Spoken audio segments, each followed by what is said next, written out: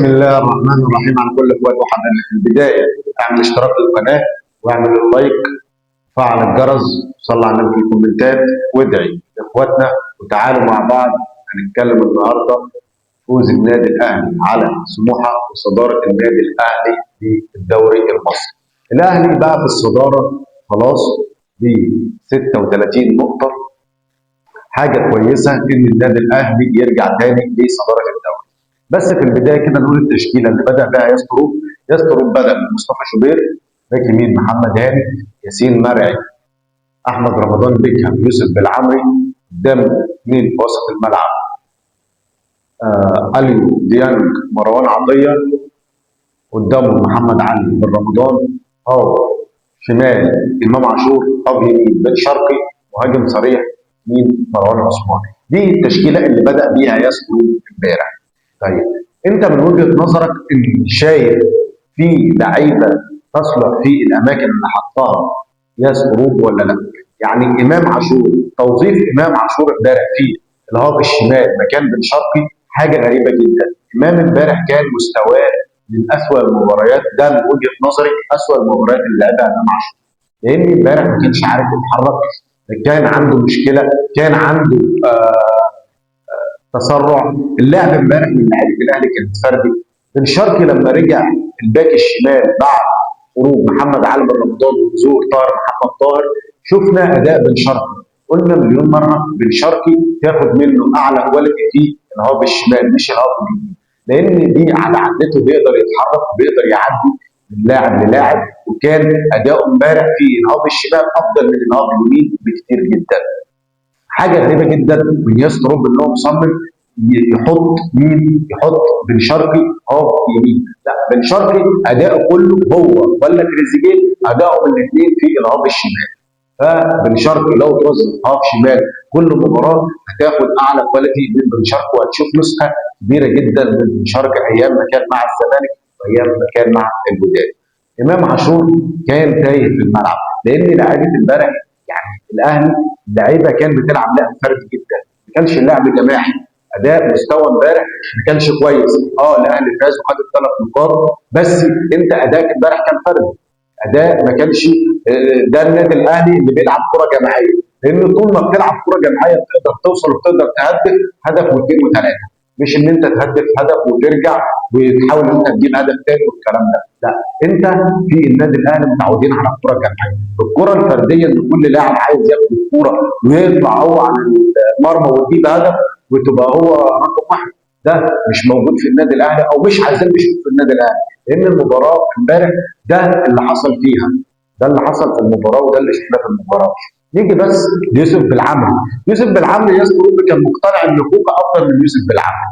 يوسف بالعمري اداء امبارح كان ممتاز جدا، كان بيقدر ان هو يتحرك لانه مغطي مع كوكا وياسين مرعي، قصدي كان بيغطي مع بيكهام وياسين مرعي، وكان حاجه يعني قويه جدا من يوسف بالعمري. يوسف بالعمري ازاي انت كياس روبي مقتنع ان كوكا افضل من يوسف بالعمري؟ يوسف بالعمري بجد اثبت وجوده امبارح، او اثبت وجوده من الماتش اللي فات، مش الماتش بتاع امبارح بس، لا برضه اكد لياس اوروبا ان هو اللي يستحق يكون الجبهه اليسرى في النادي الاهلي، ان هو يكون باك الشمال في النادي الاهلي، والاصلح ان هو يبقى باك الشمال في النادي الاهلي ياس اوروبا. فده حاجه اثبتها يوسف بالعمري ليسترو، عشان الناس اللي بتقول لك ايه ده كوكا يوسف بالعمري مستواه اقل، في ناس تطلع تقيم لك يوسف. لا، يوسف بالعمري بصراحه لعيب كواليتي عالي جدا ولاعيب مستواه جامد جدا.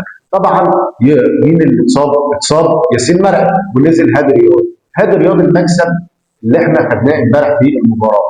هادي رياض بصراحه امبارح مستواه جامد جدا، يعني في من مستوى محمد عبد المنعم او شبيه محمد عبد المنعم، مش هنقول محمد عبد المنعم لان امبارح هادي رياض كان مستواه جامد جدا، كان بيقدر ان هو يستخلص الكوره، كان بيقدر ان هو يغطي كويس في الدفاع، بيقدر ان هو يعني يحط اللاعب في ظهره وياخد كل الكوره. بصراحه لاعب جامد جدا، لاعب مبشر ان هو يقود الدفاع مع النادي الاهلي. بدا النادي الاهلي يتحسن في حته الدفاع، ان انت تحط مثلا واحد زي هادي رياض لاعب امبارح ادى مستوى جامد، تقدر ان انت تضيفه في المباريات اللي جايه، تقدر ان انت حطه في الدفاع في المباراه اللي جايه عشان ياخد الثقه ويبدا ان انت تبقى عندك دفاع. وما تقلقش من حته الدفاع، ان النادي الاهلي الدفاع بتاعه مش كويس، لان طبعا الموسم ده النادي الاهلي شهد اسوأ خط دفاع على مر تاريخ النادي الاهلي، واللي هو الموسم ده. انت بتتكلم النادي الاهلي على طول يعني مدار السنين اللي فاتت ما شفناش مستوى باهر من النادي الاهلي في الدفاع بالطريقه دي. احمد رمضان ده كان مستواه مش اللي هو يعني، انا نفسي ان هو اصلا يمشي ما يكملش مع النادي الاهلي. محمد هاني برده كان كويس امبارح بالنسبه لرجل المباراه، طبعا خد مروان عطيه يستاهل رجل المباراه، كان بيقدر ان هو يغطي مع خط الدفاع وبيقدر ان هو يعمل فرصات كويسه جدا.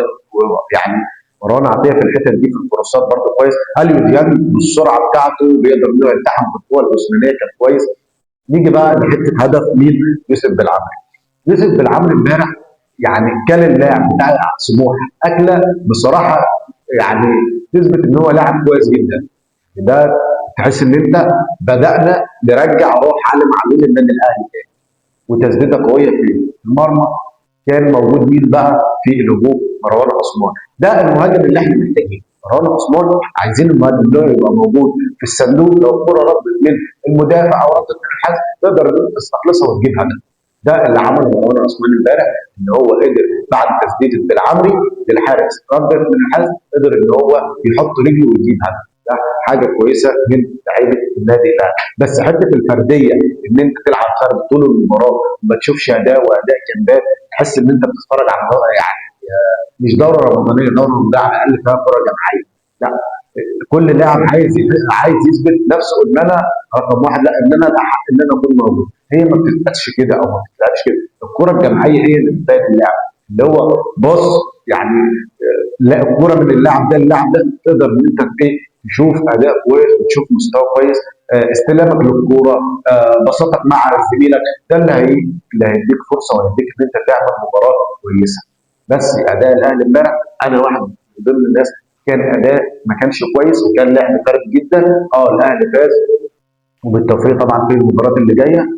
طبعا النهارده الزمالك هتلعب هي وبيراميدز هيلعبوا النهارده، بس باذن الله الزمالك تتغلب وبيراميدز تتغلب، فباذن الله والسيراميكا برضه هتلعب برضه النهارده، الثلاثه يتغلبوا والاهلي ان هو يفضل في صداره الدوري. نيجي بقى للتبديلات. طبعا خرج مين؟ طبعا في البدايه خرج ياسين مرعي اصابه ونزل هذا رياض عمل اداء كويس جدا. نزول طاهر محمد طاهر ومحمد علي بن رمضان، نزول طاهر محمد طاهر. طاهر محمد طاهر بحس ان في مباريات مستوى عالي ومباريات مستوى واطي. تحس بقى للتبديلات، يعني تبديل طاهر محمد طاهر، طاهر محمد طاهر تحس انه في مباراه رقم واحد، مباراه تحس ان هو ملوش فيها، تحس ان هو اداؤه باهت، مش اللاعب اللي انت تاخد منه وتستخلص منه الكرات والكلام ده كله، لا. اداؤه امبارح كان باهت جدا، ما فادنيش بعد خروج محمد علي بن رمضان وخروج طاهر محمد طاهر. حاجه غريبه جدا. تبديل مين تاني؟ يعني التبديل بن شرقي ونزول حسين الشحات، تبديل خروج مروان عثمان ونزول مين؟ نزول قابش، خروج برضو مين؟ اليو ديانج او خروج مروان عطيه ونزول احمد نبيل كوكا.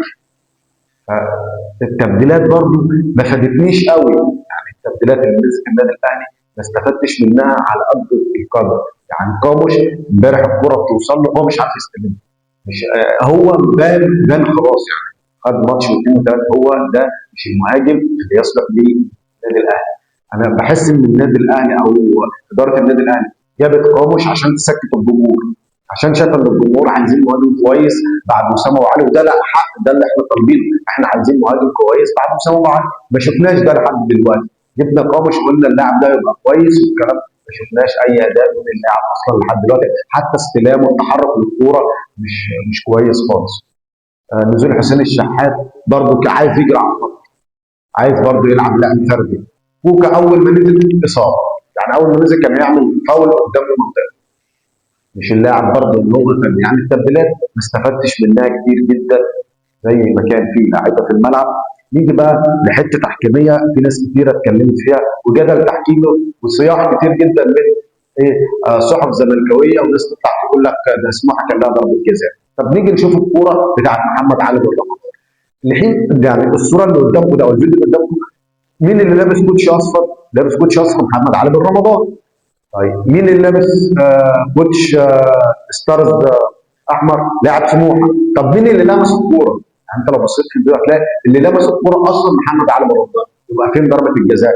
فين الناس اللي بتقول لك ده المفروض ضربه جزاء؟ المفروض اصلا كان قطع رجله عشان ايه؟ الحكم يحسبها ضربه. لا ما كانش قطع رجله، هو اصلا لاعب سموحه ما راحش للكوره، لاعب سموحه ما لمسش الكوره، اللي لمس الكوره اصلا محمد علي بن رمضان. عشان الناس اللي بتطلع تقول لك التحكيم جاي مع النادي الاهلي وهي خلاص اتطبقت، ده هي خلاص التخطيط بدأ من البدايه، وواحد ينزل لك على الصفحه بتاعته يقول لك اتحاد الكره بيطبل عشان النادي الاهلي ياخد. لا ما بيطبلش عشان الاهلي ياخد الدوري. لو في ضربه جزاء كان الحكم حسبها، لان الحكم رجع للفار وشاف الكوره وشاف ان ما فيش ضربه جزاء، وان نادي سموحه ما يستحق ضربه الجزاء، لان اللي وصل للكوره مين؟ لاعب النادي الاهلي هو اللي وصل للكوره الاول، وهو اللي لعب الكوره الاول اللي هو مين؟ محمد علي بن رمضان. نيجي بقى لتقييم لعيبه النادي الاهلي. تقييم لعيبه النادي الاهلي بالنسبه لمصطفى شوبير، مصطفى شوبير 5 من 10. محمد هاني كان اداء كويس 4 من 10. هادي او ياسين مرعي، ياسين مرعي في الوقت اللي لعبه البسيط ده 2. احمد رمضان بيكهام 1. يوسف بالعمري، يوسف بالعمري 6 من 10، بصراحه اداء كويس جدا. مروان عطيه 6 من 10. اليو ديانج 5. محمد علي بن رمضان 7 بالنسبه لي. لاعب كويس، تحركه على الكوره بيقدر يتحرك. امام عاشور امبارح كان مستواه نازل جدا، مش امام عاشور اللي احنا متعودين عليه. 3. بن شرقي مظلوم في الهاف اليمين، بصراحه مظلوم جدا، يعني هو اداء كويس لما راح الهاف الشمال شفنا اداء بن شرقي وشفنا كواليتي بن شرقي. 4 من 10 بن شرقي. بالنسبه لمروان عثمان، مروان عثمان 6 من 10، بصراحه كان بيتحرك على الكوره وبيقدر يضغط وبيقدر ان هو يفضل في الصندوق عشان خاطر لو الكوره اترمت من اللاعب تحركه كويس، رؤيته للكوره كويسه. 6 من 10 مروان عثمان. نيجي للتبديلات، خروج بن رمضان ونزول طاهر محمد طاهر. طاهر محمد طاهر 1 ما خدنيش، ما استفدتش منه باي حاجه. خروج مين تاني؟ خروج مروان عثمان ونزول قامش 0. قامش خروج طبعا بعد اصابه ياسين مرعي، نزول هادي رياض. هادي رياض بصراحه 7 من 10، مستواه جامد جدا، لاعب مبشر، لاعب كويس ان انت تستفاد منه الفتره اللي جايه. خروج مروان عطيه ونزول مين؟ نزول احمد نبيل كوكا ما فادنيش برضو 1. نزول حسين الشحات 1 برضه. يعني التغييرات انا من وجهه نظري خروج بن شرقي ونزول حسين الشحات تغييرات ما تجيش باي حاجه. بالنسبه لالياس قروب، تقييمه في المباراه، بالنسبه لي 6 من 10. الياس قروب يعني ما كانش قاري المباراه برضه كويس ان هو ياخد تقييم عالي. انا كان نفسي اديله 4 بس 6 من 10 الياس قروب عشان فوز النادي الاهلي. استنونا في فيديو جديد. اهم حاجه اعمل اشتراك للقناه واللايك والشير عشان الفيديو يوصل لكل الناس. استنونا في فيديو جديد.